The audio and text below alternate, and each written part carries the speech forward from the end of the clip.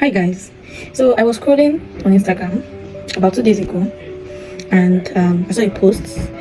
This woman was lamenting. Her husband had cheated, and he has been cheating. And then she got to find out, and according to her, she's not been able to move past it. She's not been able to forgive him, and it's messing with her mental health. When I looked at that post, I read the writings. I immediately remembered the serenity prayer. Yeah, we all know it. Lord, give me the serenity to accept the things I cannot change, the courage to actually work on what I can change, and the wisdom to know the difference. We do recite it. However, do we actually live this prayer? In this scenario now, it's obvious that she is focusing on what she can change, and it's very, very applicable to a lot of scenarios in her life. We dwell so much on the things that we're not able to change that we don't even initiate action. We don't take responsibility to actually handle those things that are within our power to influence. We give up our locus of control.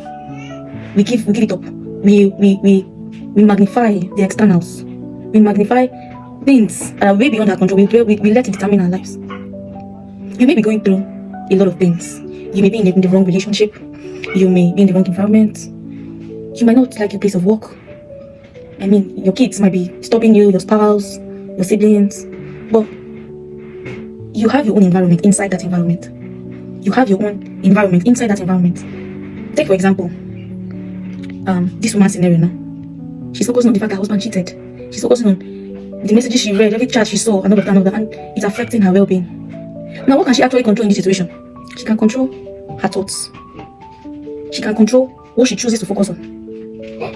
She can actually choose to forgive. She can actually choose to close that window in her heart. Yeah, she might choose to close the window in her heart.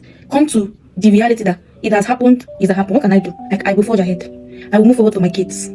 I will go on a vacation. I'll play some worship songs. I will read my Bible. I will spend time with my kids. These are things she can control. Her husband can't control that. These are things that are within her power to do. These are things that are within her purview as it stands now. She can influence them. And when she starts to do all of these things, trust me, she has taken power from that negative situation. She wouldn't dwell there anymore. She'll be creating her own space inside that space. And it will help boost her well-being. Maybe, I don't like my lecturers. I don't like this. I don't like this environment. This was not my school. This is not the school I wanted to go to. I don't even like the environment. I don't like that. Can you change it? No. Can you make the environment what you wish it would have been? No. But what can you do? You can choose to keep your room clean, your corner intact. You can choose to study your books. You can choose to create your own atmosphere within that environment that seems to want to tackle your mental health. You can choose to create your own safe space in it. Take for example, this is how this thing looks like, right? So this is you. This is the environment. You. This is you. This is the environment. I don't know if you can see it. So your power lies here. Your power is not here. You cannot change the way your father treats you. You can't change the school that you are in. Yeah, most cases. You can't change the fact that you're in Nigeria. You can't change the fact that they gave birth to you here. You can't change the fact that your friend insulted you or treated you badly. You can't change the fact that, name it, your husband cheated. You can't change, like, these are within your reach. No, you can't. Most times it's not your power to change a spouse's behavior. You can't. But this is your space. You have control here. Here constitutes of your habits, constitutes of your emotions, constitutes of your thoughts. Here. And you have power over it. You choose to react to this environment. You choose to react. You can choose to react in, oh, I won't let this get to me. You can choose to do that, and it won't get to you. You can choose to find solace here. You can choose to make peace with your thoughts, your actions, and your feelings right here. It has nothing to do with here. And it boosts your mental health. I think the problem is that we dwell so much on the things we can't change. I've given quite a number of examples now. How about we focus on what we can actually control? What we can actually control. You have control over your routine. You have control over your attitude. You have control over your hobbies. You have control over your things you like. You have control over, I already said that, your habits. So now let me say, I'm in an environment I do not like, but I want to create my own environment. I want to reconcile with myself, right? I start working on my thoughts. This is happening.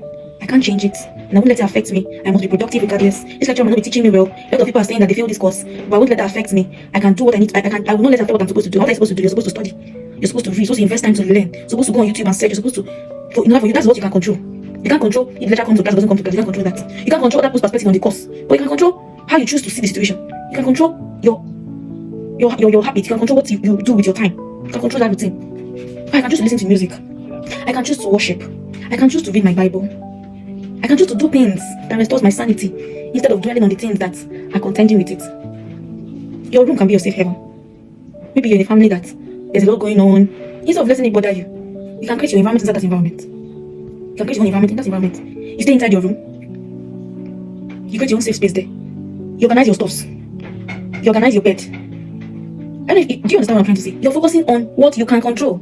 I strongly believe that if we change the direction of our thoughts, we can actually improve our lives. Yeah, that business deal did not go through. It is what it is. Focus on what you can change. Focus on what you can do.